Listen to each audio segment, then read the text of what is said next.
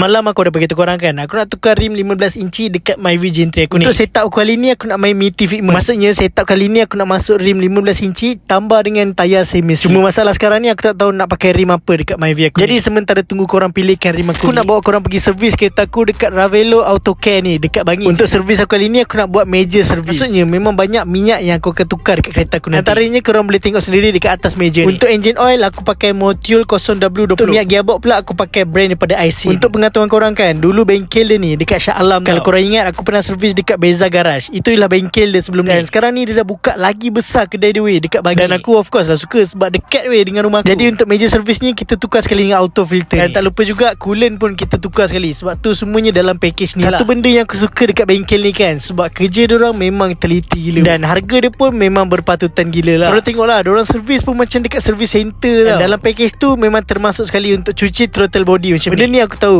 memang jarang gila orang buat dekat kereta. Kalau tak percaya korang cuba datang sini and cuci throttle body korang. Untuk major service ni memang banyak gila benda yang kita perlu tukar lah. Jadi sementara korang tunggu tu kan, korang jangan risau. Sebab dekat sini pun dia siap sediakan makanan dan minuman percuma. Yang paling penting tempat solat pun diorang sediakan juga. Sementara korang makan and minum tu, korang boleh tengok kereta korang daripada atas macam ni. Apa yang aku boleh cakap, duduk dekat sini kan korang boleh santai. Untuk family yang ada anak tu kan memang sesuai lah. Sebab korang ada tempat menunggu yang sangat selesa tau dekat bengkel. Lagi satu benda yang aku suka dekat bengkel ni kan, lepas je siap servis kereta korang tu, diorang akan cuci enjin bay kereta korang tu, bagi bersih berkilat betul. Barulah selesa and cantik mata memandang dekat enjin korang tu. Kalau korang nak servis kereta korang tu, korang boleh datang je dekat Ravelo Auto Care dekat Bangi. Datang sini jumpa je Abang Hakim ni and bagi tahu nak servis macam mana. And lagi satu dekat sini kan, pembayaran korang jangan risau. Korang boleh buat installment under Expeditor ataupun automatic. Jadi jangan pening-pening, korang datang je dekat sini, servis dia memang terbaik gila. Dan masa datang tu cakap je korang daripada video, nanti diorang akan adjust harga tu special sikit untuk korang. Jangan risau.